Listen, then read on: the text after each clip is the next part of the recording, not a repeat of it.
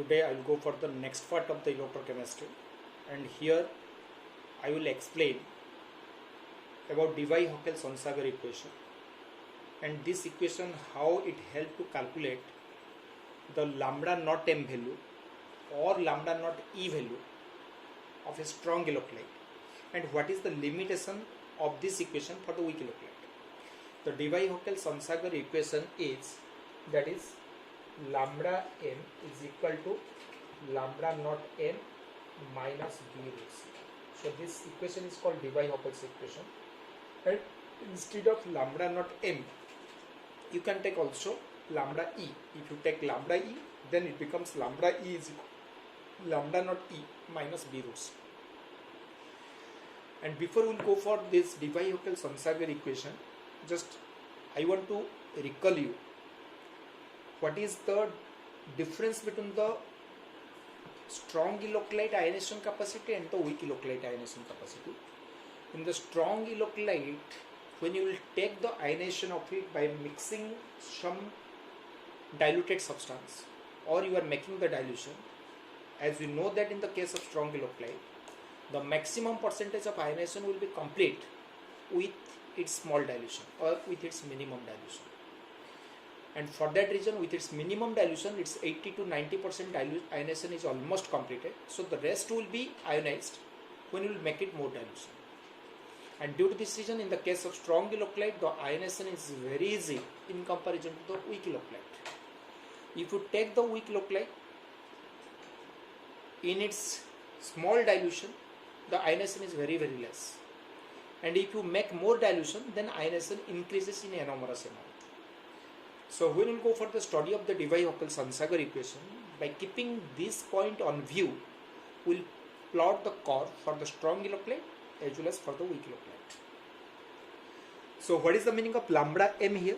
The lambda m stands for, that is the molar conductance value or molar conductivity value of an electrolyte, and lambda naught m is that is the molar conductivity value of electrolyte when we take the maximum dilution, or you can say also this is maximum dilution, means you can say zero concentration. And what is the meaning of B? B stands for, that is a constant depending upon the nature of the electrolyte with a particular temperature. So this B is a constant value and C is nothing but the concentration. So if I want to plot a curve for the strong electrolyte, and here we will take the concentration root over and we will take the lambda m. So now, why this curve is required or why this graph is required to calculate the lambda naught m value? Because experimentally for any electrolyte to calculate the lambda naught m value, it is a very time taking procedure. Why? Because if I want to calculate the lambda naught m value for any electrolyte, I will make it dilution by adding 1 ml solvent to it until it start to be maximum, until it will be maximum ionized. And for that reason, it may be required thousand of experiment also. And due to this reason, we can use this small method to calculate the lambda naught m value. So how will go for this? Here I am taking on the x-axis is the root c, and in the y-axis we are taking the lambda m. Root c is nothing but the concentration. So if I am just moving from left to right, the concentration increases. And if I am just moving from right to left, the concentration decreases. So we are just moving towards the maximum dilution. Concentration decreases so that we are moving towards the maximum dilution. And already we have a relation between the lambda m and dilution. We know lambda m is directly proportional to dilution. So if I want to move towards the right, towards the left, if I want to move towards the left, automatically the lambda m value will be increases. But I told about the strong electrolyte, what I told? The maximum percentage will be ionized in its minimum dilution. So let's say here, I am taking, this is a point. Here the dilution I have taken is, let's say I am taking the 10 ml or 20 ml dilution. I will make it dilution 20 ml, 30 ml, 50 ml, like that I will make it dilution. Let's say the maximum percentage of ionization will be here because it is a strong electrolyte. And at that point, let I will calculate the lambda m value is this one. Let we will calculate the lambda m value is this one. And when we will take more dilution, no doubt the lambda m value will be increases, but the increases percentage will be less. So let's say if you like this, if you plot a curve, the curve will become like this way. And here let's say this is a point, and I am taking this is another point. So this is a point here, this is a point here, and this is a point here I am taking.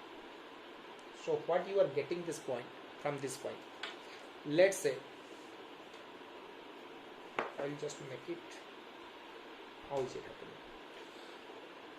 Here, when it is minimum dilution, because when I am just moving from right to left, dilution increases. When it is minimum dilution, let's say here it is lead, it is 60% ionized, or let's say it is 70% ionized. So this is maximum percentage ionized. And when I'm just moving from this point to this point, what is the percentage increases? From this to this it is increases, means little bit increases. This amount is increases. I'm telling this to this, it is increases. And when I'm just making the more dilution, you can observe the percentage of ionization increases is this to this, means the percentage of ionization increases is becomes very less now. So it is more, then it is very less than this, then it is very less than this. Then what we are getting? When we are making more dilution, the ionization is also decreases, because 70% is already completed here for the strong electrolyte. And when we make it more dilution, the percentage of ionization will be less, and it will be completed up to 100%. Because it is a strong electrolyte, on making dilution it will be completed up to 100%, and the rest 30% will be increased in this way. So the resultant curve we are getting is this one. Just I am doing the 3 to 4 experiment.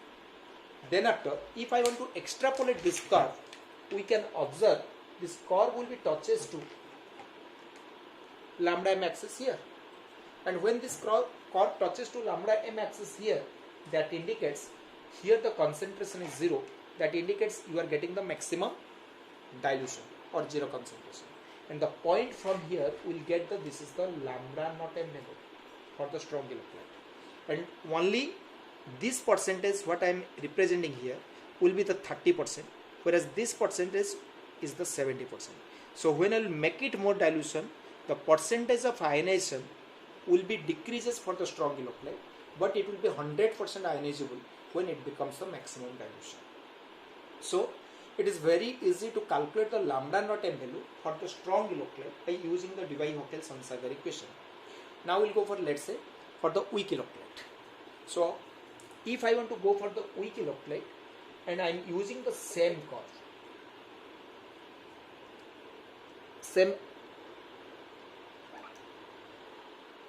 I am using the same graph, but you will get a resultant curve, different resultant curve for the weak electrolyte. So let's say here I am taking the root C, I am taking this, here is your lambda m. As I told that for the weak electrolyte, it is in its minimum dilution, the percentage of ionization is very, very less. So let's say here this is the minimum dilution, and here the percentage of ionization will be very less. Let it will be 5% or 10% like that is present. So this will be the lambda m value for it. Now if you make it dilution, then it has increase of enormous amount of ionization. The ionization percentage will increase enormous, and you get a curve. You get a curve in this manner.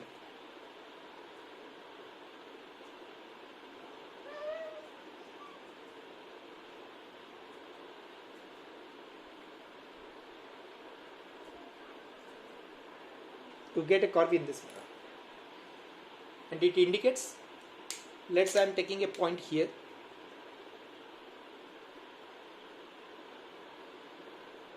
I am taking a point here, now I am taking a point here. What will happen after this point? After this point, there is no dilution effect for the lambda m value. So that indicates that we are not able to calculate the lambda naught m value, because we are just getting the lambda m value, it is just the axis is moving parallel to the lambda m axis. So that indicates that it do not have any dilution effect. and due to this reason we are not able to calculate the lambda naught m value for weak low plate by using the Debye-Hückel-Sonsberger equation. And what is the main reason for this? Already I told, because there is the increase of enormous amount of ionization with dilution. Look at here, only the 5%, here it is increases more, here it is increases more. So that indicates the increase of percentage of ionization increases, and due if the increase of that is due to the increase of percentage of ionization, and it start to move parallel to the lambda m axis after making some dilution.